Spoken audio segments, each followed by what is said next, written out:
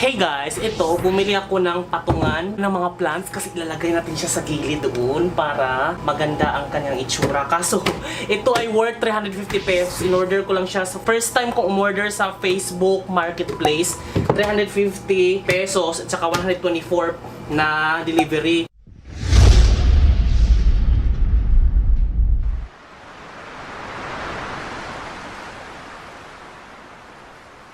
Medyo okay naman yung pagkakagawa. Third day, just so happy na medyo hindi siya makinis. Kala ko pang bumila ng lilihain ko pa to, tsaka ko lalagyan ng varnish para magiging, yung kulay na varnish ay mahogany para magiging katumba siya dito sa ating table. Kasi dito sa table, dito ko siya sa gilid ilalagay eh. So ngayon, mag-aayos na muna ako ng mga plants. Ililipat ko siya doon sa gilid. At ito na nga po ang ating 2 layers na plant rack.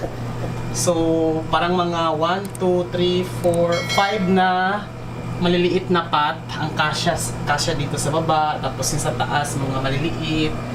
Yan.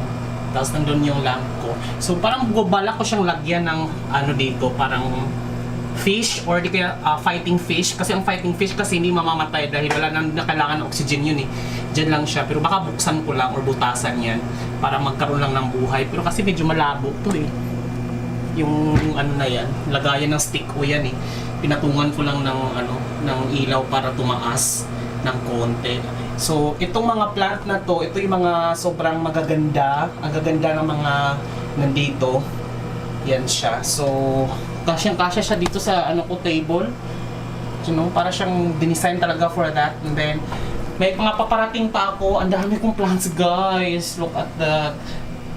Mag-ano pa ako, magpapating pa ako, magraripat pa ako. May mga bago akong galing Davao. So anyway, yan lahat. Tapos may bumili ako ng lupa. Yan. Ipa-unbox natin yan mamaya. Tapos may bago akong Sansevieria nandun sa dulo. Yeah, may dumating na ano, delivery na mga fries tsaka mga baboy. I-unbox natin muna. So, check mo yan sa next vlog ko. I-feature ko yung kung saan kayo makakabili niyan. So, there. So, sa ibang video ko na lang siya i-haul natin yan. Yung bagong dating na supply natin na merienda or kung anong paman. So, put ko yung link description below sa video kasi ibang video yung gagamitin ko niyan. Ay, ibang video to. Sa ibang video ko to siya. Papalo kasi mga food to eh. So, ito na nga guys, no. May additional tayo na plant stand na nabili ko sa marketplace. So, dalawa to. Diba last time, ito yung nabili ko guys, 350. 2 layers. Ito, bumili ako ng 3 layers. There. And then, isang maliit na 3 layers. So, dalawang 3 layers to. Isang malaki, tsaka isang maliit. Kasi yung maliit, guys, dito ko siya ipapatong sa ibabaw ng ref. So, there. So, set up ko muna to, guys, kasi parang ang sikip niya kapag hindi siya isa-set up. Set up ko muna siya ng maayos. Ayan guys, so tingnan nyo, ang perfect niya. Hindi siya sumabi, hindi siya sumagad, hindi rin siya sumagad doon. Perfect lang siya. Tapos yung ano niya, yung ganito, yung haba niya, perfect din siya, hindi din siya lumagpas dito. So hindi ka masusugatan or something. Hindi rin siya ano, kasi nga nakasagad siya dito. Ayan o, pwede natin siyang isagad para bongga na. Tapos dito yung isa para may plantay na matangkad, pwede. So di ba, bongga siya. Perfect ang size niya. Ito ay 6 inches. 6 inches itong lapad niya. So times 3, 18. 18 yung ganito niya. Mas 32. 32 yan. So bongga na.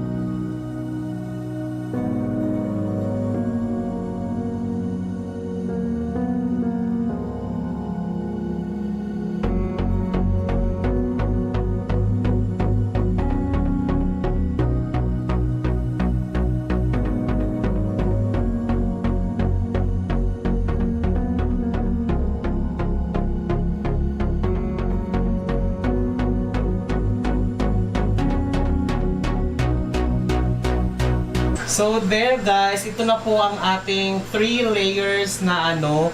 Nagkamali pala ako guys, ito pala ay 32 yung haba niya.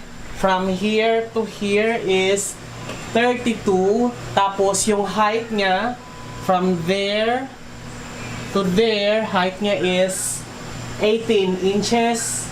And then yung width niya from here to there is 8. Tapos this is amounting to 1,200 na lagayan ng plant, which is perfectly fine for me kasi nga para talaga siyang ginawa for this area.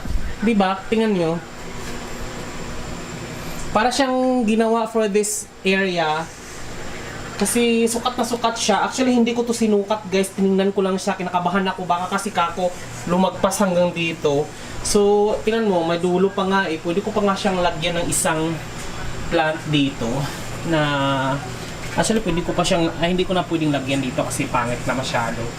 So, yun. Yan siya guys. Diba? Ang ganda niya, ano. Tapos, perfect siya kasi may mga plants kasi na hindi naman natatamaan. So, yun. Ito yung pinaka computer ko, ay yung laptop ko. Hanggang dyan sila. And then, ito naman yung ano ko, 3 layers na maliliit. This is worth 300 pesos. O, tingnan mo naman guys, ang ganda niya. Ang para siyang square guys kasi ang height niya ay 15. Yan, 15 inches yung height niya. Tapos yung width naman niya, 15 din. Tapos itong kapal nito, yan, yung kapal naman nito ay ito, 3.4 inches. Ito yung inches kasi guys, oh. 1, 2, 3, 3.4 inches to. Again, it's 15 yung height. Ito ay 3.4. So, tatlong 3.4. And then, yung width niya is 15 din. So, tamang-tama siya sa ibabaw ng ref. Tapos, hindi naman siya matutumba dahil sturdy siya. Yung balance naman yung bigat kahit bubuksan natin to ha. Ano. And, gaganon lang siya. Pero hindi naman siya totally na malalaglag kasi basta sturdy lang ang iyong mga planters. So, ito yung mga planters guys, tingnan niyo. Diba? So, hindi na sila masyadong congested. Parang meron na talaga silang designated area para yan. Feeling ko hindi na ako magdadagdag pa ng mga plants kasi tamang-tama na sa kanila yung mga... Well, anyway, meron pang isa dito. Pwede pa natin itong lagyan. Pero so far, okay na yung ganyang dami. Yan siya. Tapos, ito naman yung mga snake plant ko. Yan, diba? And then, dito naman yung sa table ko. So, perfect. So, this is worth 350 yung 2 layers. Ipot ko po yung description down below kung gusto nyo bumili ng ganyan. So, ganyan yung size niya. And then, the 3 layers para sa malalaki. This is 1,200 pesos. At saka 300 pesos na 3 layers na maliliit para sa mga maliliit. Para pang ref naman siya. So, yun. Perfect. There you go, guys. Thank you so much for watching, guys. And kung na-enjoy nyo po itong video na to, click like at i-share nyo na rin to sa mga kaibigan nyo na mahilig sa mga plant or yung mga naghahanap ng mga layer or ma-recommend nyo to. So, yun. Perfect naman siya. Medyo nagkaroon siya ng pwesto na maganda. Ayan siya. Ayan. So, tapos yung sa taas. Ayan. So, medyo okay siya for me and there. Ayan o.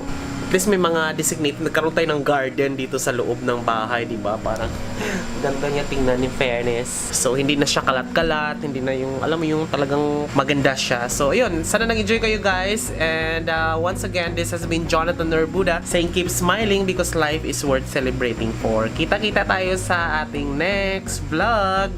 Bye! Mwah!